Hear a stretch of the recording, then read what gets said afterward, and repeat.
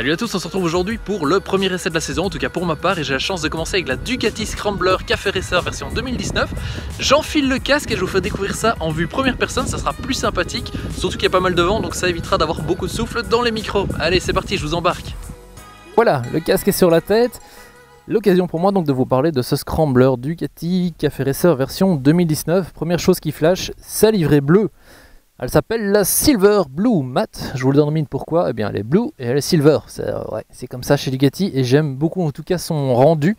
Avec le cadre vraiment bleu pétant, c'est vraiment très sympa. Il se laisse se découvrir également à l'arrière du capot. Ce gris, ces trois bandes bleues qui sont sur le réservoir, sur la coque arrière et sur la partie avant, donc le garde-boue avant.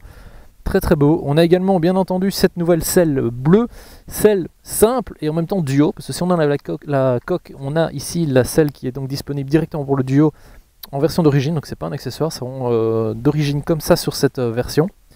On a également donc le petit numéro 54 à droite comme à gauche, qui est un rappel. Alors je suis désolé, je vais en choquer certains, mais je ne me souviens plus du nom du pilote. Marco Giovannini quelque chose, hein, nom italien, Ducati oblige. C'est un pilote de course des années 60, c'est pour ça j'étais pas né, je suis désolé, je ne me souviens pas du nom. Mais voilà, le numéro 54 c'est un petit clin d'œil à ce pilote. Et il est collé sur la moto, vous n'aurez pas d'autre numéro, mais libre à vous après de changer si vous avez envie. Petit détail amusant, on voit que sur le côté gauche, c'est découpé ici pour pouvoir venir gérer la précharge du ressort arrière. Donc je suis en train de cadrer le moteur, parlons un petit peu justement de ce moteur. C'est un 803 cm3, on a 73 chevaux, 67 Nm de couple à 5700 tours minute. C'est bien, c'est très bien pour un café racer comme ça, c'est largement suffisant. On parlera un petit peu d'air prisé et autres après, mais c'est vraiment très sympa. Et on voit au niveau que de l'intégration du bloc moteur, c'est propre, c'est très propre comme souvent avec Ducati. Il n'y a pas d'adurite qui traîne un petit peu partout, ce genre de choses là. On va essayer de se cacher dans la moto pour ne pas avoir le vent de face. De l'autre côté, ce que j'aime beaucoup également, c'est l'échappement, ici mélangeant inox et aluminium. Vraiment très bien intégré, très propre, très belle sonorité, on en reparlera. Le petit cache sur lequel la jambe droite va venir poser. Un peu problématique, vous allez voir, parce que ça chauffe et ça chauffe beaucoup, donc en été ça c'est un peu gênant. À l'arrière, des roues 17 pouces, tout comme à l'avant d'ailleurs, avec des jolies roues avec rayons, des jantes avec rayons, c'est vraiment très beau, on la voit mieux ici. Très sympa. À l'avant, donc 17 pouces, ce sont les Rosso 3, les pneus totalement, du Brembo, 4 pistons, la fourche Kayaba inversée, à l'arrière, simple piston, toujours une fourche Kayaba, transmission par chaîne. Voilà, que dire de plus, vous avez comme ça la présentation générale de la moto. Ce que je vous propose, c'est tout simplement, avant que ça ne tombe et qu'on soit douché, on prend le sac à dos, on monte sur la moto, on va faire un tour et je vous donne mon avis sur cette Scrambler Café Racer 2019.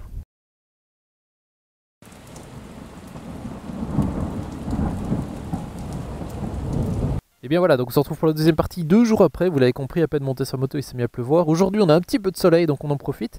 Dernier jour en compagnie de ce Café Racer de chez Ducati, on le rapporte demain après 7 jours en sa compagnie, donc ça va vraiment me permettre de vous donner un avis tranché sur celle-ci. Première petite chose, on fait un démarrage moteur.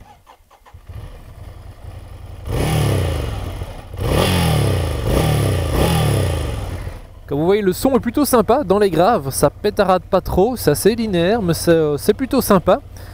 Allez, on se met en route et je vous donne mon avis sur ce Café Racer. Alors première chose, comme vous allez voir, on est très fort sur l'amortisseur avant. On a vraiment l'impression d'être sur son petit tapis volant, parce que pour ma part avec ce casque-ci, je vois rien. Je ne vois pas d'instrument, je vois pas les rétroviseurs, je vois vraiment rien du tout. Suivant le casque que je mets, parfois je vois un petit bout de dashboard ici à l'avant, mais sinon on voit vraiment rien du tout. C'est très sympa en termes de sensations. Mais donc voilà, on est très fort sur l'avant, sur l'amortisseur avant, qui est très dur, tout comme l'arrière. Donc en termes de lisibilité de la route, c'est très bien, on a vraiment un maximum d'informations. C'est vraiment, quand je dis très dur, c'est vraiment très dur. Maintenant, inversement, vous l'avez compris, qui dit très dur dit aussi que on ne reste pas bien confortablement assis sur la moto pendant 2 heures. Pour ma part, malgré que la selle est très jolie, elle est pas du tout confortable à ce niveau-là. Et donc, après 1 heure, personnellement, je suis cassé. Je mesure 1m82, donc en termes de position de conduite, Je trouve que c'est très bien, c'est très fun, je suis pas mal installé, je suis bien installé, mais voilà, c'est comme ça, malheureusement, on ne sait pas tenir plus d'1 heure, 1 heure et demie, après ça on commence à le sentir dans le dos. Donc c'est vraiment une moto qui est, je pense, faite vraiment pour se balader. Faut pas espérer partir en voyage avec et faire 5 heures de moto non-stop, ou en tout cas courage à ceux qui vont essayer. Par contre en balade, ouais, c'est vraiment une moto très chouette. Très facile, y compris pour des pilotes débutants. Si vous hésitez sur ce type de moto, ben voilà, on la prend en main très facilement, donc c'est vraiment un point positif pour celle-ci. En termes d'instruments de bord, le dashboard apporte ce petit côté moderne sur le Café Racer, donc j'aime beaucoup également. Il est très lisible, on trouve les informations que l'on veut dessus, voilà, on voit vraiment, c'est assez bien réparti sur l'affichage. Les commodos, eux aussi, sont accessibles très facilement. Il n'y a pas grand chose, vous allez me dire, donc heureusement.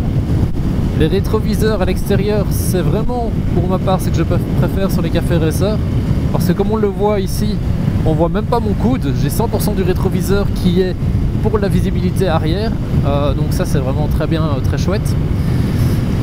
Au niveau du moteur, comme tous les Ducati, il aime pas être en sous-régime, sinon ça va se mettre à vibrer, à secouer. Donc déjà ici, voilà, je suis à 83 km/h en 6ème. Faut que je rétrograde parce que c'est vraiment la limite qu'on sent qu'il commence à dire dépêche-toi rétrograde, sinon je vais commencer à t'embêter. Donc 4ème, 5ème c'est bien.